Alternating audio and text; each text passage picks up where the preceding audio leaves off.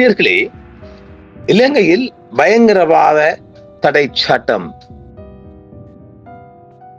Prevention act of terrorism PTA, இந்த சட்டம் பல வகையான ஏழை எளிய பொதுமக்களை வாட்டி வதைத்து கொண்டு புதைத்து வருகின்றது.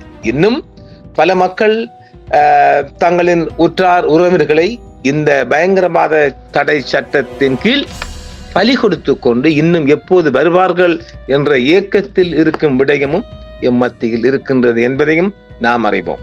ஆனாலும் இந்த சட்டத்தை நீக்க வேண்டும், இது மனிதகுலத்துக்கு எதிரான சட்டம் என்று சொல்லித்தான் JVPயின் ஜனாதிபதி தேர்தல் மற்றும் பொது தேர்தலில் ஆங்காங்கு அவங்களுடைய பிரச்சார பீரங்கியாக இந்த சட்டத்தை அகற்றுவோம், ஜனாதிபதி முறைமையை ஒழிப்போம் என்று கூட அதையும் சேர்த்து வந்து செய்திருந்தார்கள். ஆனாலும் அது இன்னும் நீங்கிய பாடில்லை.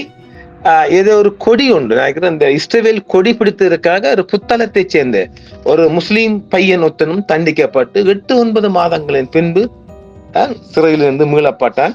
மிகப்பெரிய ஒரு அழுத்தத்தின் காரணமாக இந்த பயங்கரவாத தடை சட்டம் குறித்து இன்னும் உலக நீதிமன்றம், அதாவது இன்டர்நேஷனல் கோர்ட் ஆஃப் ஜஸ்டிஸ், இது எங்க இருக்குது? நெதர்லாந்துல ஹேக் டவுன்ல இருக்குது. இதுலதான் இன்டர்நேஷனல் கிரிமினல் கோடும் இருக்குது, இன்டர்நேஷனல் கோர்ட் ஆஃப் ஜஸ்டிஸும் இருக்குது. அப்ப ஆக இந்த மாதிரி அமைப்புகள், அம்னஸ்டி இன்டர்நேஷனல் போன்ற பல வகையான அமைப்புகள் இன்னும் இந்த சட்டத்தை நீக்குமாறு இலங்கை அரசாங்கத்துக்கு மனித உரிமைகள் அமைப்புகள் ஊடாக அழுத்தங்கள் அதிகரித்த வண்ணமே இன்னும் இருக்கின்றது. இது குறித்து, இந்த சட்டத்தை நீக்குவது குறித்து ஜனாதிபதி சட்டத்தரணி ரியன்சி அரசல குலரட்ன தலைமையில் ஒரு குழு ஒன்று அமைத்து, இந்த சட்டம் இருக்கணுமா வேண்டுமா வேண்டாமா என்ற ஒரு அறிக்கையை தாங்கன்னு சொல்லி அவங்கள ஒரு தலைவராக நியமித்து ஒரு அவங்களோட பரிந்துரையில கேட்டு ஒரு அறிக்கை ஒன்று சமர்ப்பிக்குமாறு அது அரசாங்கம் கேட்டதுக்கு இந்த வாரம் கடந்த 13ஆம் தேதி இந்த அறிக்கை சமர்ப்பிக்கப்பட்டிருக்கிறது. நீதி அமைச்சர், தற்போதைய JVPயின் நீதி அமைச்சர் ஹர்சன நாணயக்காரவிடம் அதிகாரபூர்வமாக அந்த அறிக்கை, அதாவது ஏற்கனவே நியமனம் செஞ்சிருந்த ஜனாதிபதி வழக்கறிஞர் ரியன்சி அரசல குலரட்ன தலைமையில ஆய்வு செய்யப்பட்ட அறிக்கையை அவங்க ஒரு வருடம் 9 மாதம் நினைக்கிறேன், ஒரு வருடம் அல்லது 8 மாதங்களோ எல்லா பக்கத்தாரையும் சகல தரப்பிலும் இருந்து அவர் சில தகவல் அறிக்கைகள் பெற்று அரசாங்கத்துக்கு இதை ரத்து செய்யுங்க என்று பரிந்துரை தான் நீதி அமைச்சரிடம் கொடுக்கப்பட்டிருக்கு. ஆனால் இது அவங்க வெளியாக்குற மாதிரி தெரியல. எப்படி அரசாங்கம் என்றால் அவங்க எதிர்பார்த்த அவங்க ரெக்கமெண்டேஷன் பண்ணாம இந்த சட்டம் இருக்கணும் என்று எதிர்பார்த்தாங்க. ஆனால் அவங்க ரியன்சி அவர்கள் இதை நீக்க வேண்டும் என்று நாங்க அறிந்தோம். அதை நீக்குங்க, அதை PTA மக்களுக்கு வேண்டாம் என்று சொல்லி அவர் ஒரு பரிந்துரையை கொடுத்துட்டார். ஆனாலும் அரசாங்கம் அதை வெளியாக்காம மறைச்சு வச்சு இருக்கிறாங்க. அதனால இலங்கையில முக்கியமான 13 DIPக்கள், சட்டவாளர்கள், பொதுநலவாதிகள், அதாவது இந்த மனித உரிமை அமைப்புகள் சார்ந்த சிங்களவர்கள், அதாவது பேராசு ஜெயதேவ உயங்கொட, கலாநிதி ஜெயம்பதி விக்ரம் ரெட்டு, ஜனாதிபதி சட்டத்தரணி எரான் விக்ரம் ரெட்டு, அத்துடன் ஒரே ஒரு முஸ்லீம் ஜனாதிபதி சட்டத்தரணி ஃபைஸ் முஸ்தபா அவர் மட்டும் ஒப்பமிட்டிருக்கிறாரு. இங்கு நம்முடைய சுமந்திரன் அவர்கள், ஜனாதிபதி சட்டத்தரணி சுமந்திரன் அவர்கள், நம்ம சாணக்கிய நம்பி அவர்கள், அப்புறம் ஜெருசா குருஷட் தம்பையா, அவன் யாருன்னு தெரியல, பெயர் மட்டும் கிடைச்சிருக்கு, ஸ்வஸ்திகா அருலிங்கம், ரவீந்திரன் நிலோசன், பென்ஸ்லோஸ் துஷான், இப்படி தமிழ் தரப்பிலே ஒரு 5 பேர் வருகுதா, 2, 4, ஒரு 5 பேர் வாராங்க. அதாவது அருமிஷா சேகல், இப்படி சிங்களம் ஆக்கள் இந்த 12 உறுப்பினர்கள் மிக முக்கியமான VIPக்கள் இவங்களெல்லாம் கையொப்பமிட்டு இந்த அறிக்கையை மக்களிடம் காட்டுங்க, இது எப்படி பொதுமக்களுக்கு வெளியிடுமாறு நாங்கள் வலியுறுத்துறோம் என்று கையெழுத்திட்டு கொடுத்துட்டாங்க. இதையும் அரசாங்கம் அமைக்கி இரகசியமாக வச்சுக்கிறாங்க. இப்ப நாம இதை வெளியே கொண்டு வந்துட்டோமா, இனி இதை நாம மக்கள் மத்தியில கொண்டு வந்துட்டோம். ஆக அரசாங்கம் இந்த PTA நீக்க வேண்டுமா வேண்டாமா என்ற ஒரு இழுபறி போடுற நேத்தையில இந்த அறிக்கையும் வந்தாச்சு. ஹர்சன நாணயக்கார் யாரு? அவர் ஒரு சட்டத்தரணி, நீதி அமைச்சர். ஹர்சன நாணயக்காரை இதை வெளியாக்கி பொதுமக்களுக்கு காட்டுங்க என்று சொல்லி ஒரு பிரஷர் கொடுக்க போறாங்க.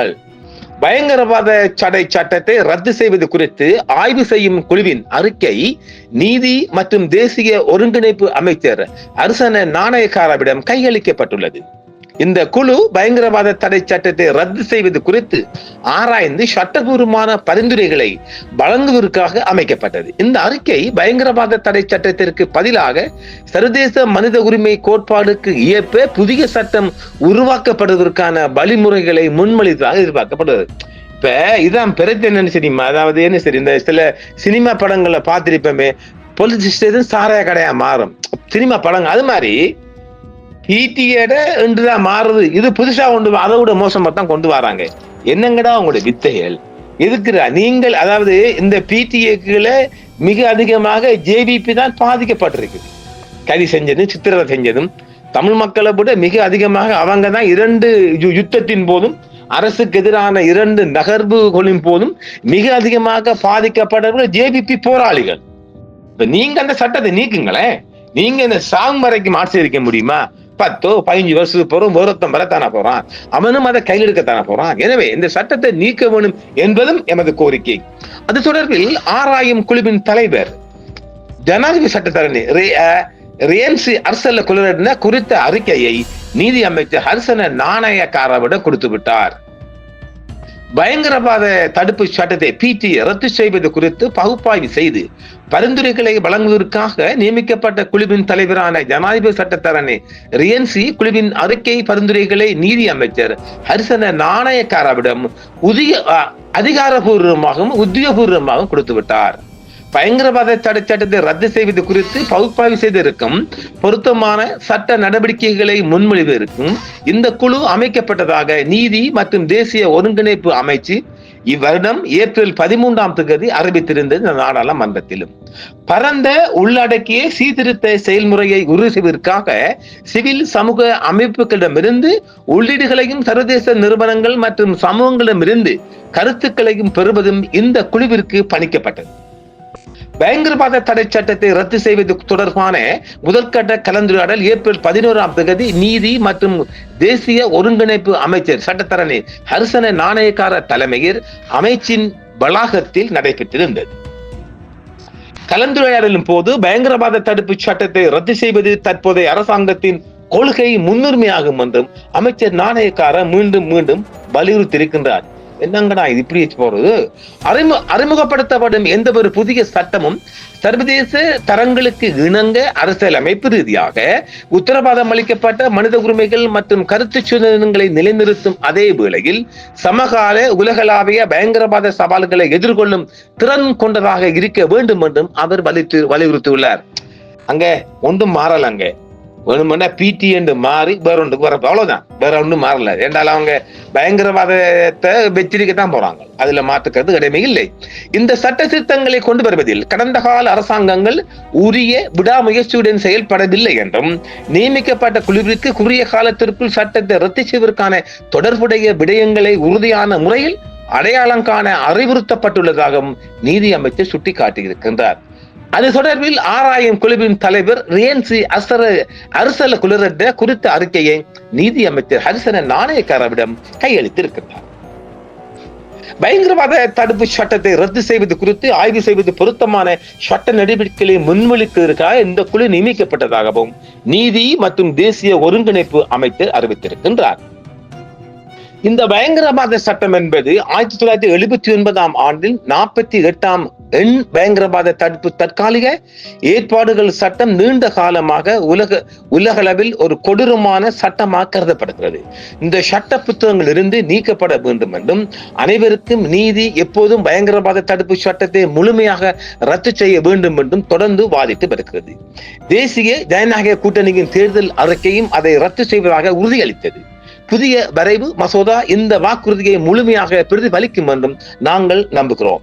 அரசு குறிப்பாக நீதி அமைச்சர் அறிக்கை மற்றும் வரைவு மசோதாவை பொதுமக்களுக்கு வெளியிடுமாறு ஏற்கனவே நாம் சொல்லியிருக்கின்ற 13 நபர்கள் கையொப்பமிட்டு நீதி அமைச்சரிடம் கொடுக்கப்பட்டிருக்கின்றது. இலங்கை அரசாங்கம் கொடூரமான பயங்கரவாத தடுப்பு சட்டத்தை ரத்து செய்ய வேண்டும், ஏனெனில் புதிய முன்மொழியப்பட்ட சீர்திருத்தங்கள் மிகவும் போதுமானதாக இல்லை மற்றும் சட்டத்தின் மிகவும் மோசமான விதிகளை புறக்கணிக்கின்றன என்றும் சர்வதேச சட்ட வல்லுநர்கள் ஆணையம் அதான் சொன்னமில்ல, ICJ international court of justice தெரிவித்திருக்கின்றது. இலங்கை அரசாங்கம் 79ஆம் ஆண்டு முதல் இந்த சட்டத்தை கொண்டு வந்து 2022ஆம் ஆண்டும் ஒரு சிறிய திருத்தம் செய்திருக்கின்றது. ஆக இந்த சட்டம் ரத்து செய்யப்பட வேண்டும் என்பது உலக தரப்பிலிருந்து மனித உரிமை அமைப்புகளிலிருந்து இலங்கைக்கு அழுத்தங்கள் அதிகரித்து வருகின்றது. ஆனால் இந்த பரிந்துரையை பற்றி இன்னும் அவர் வாயை திறக்கவில்லை.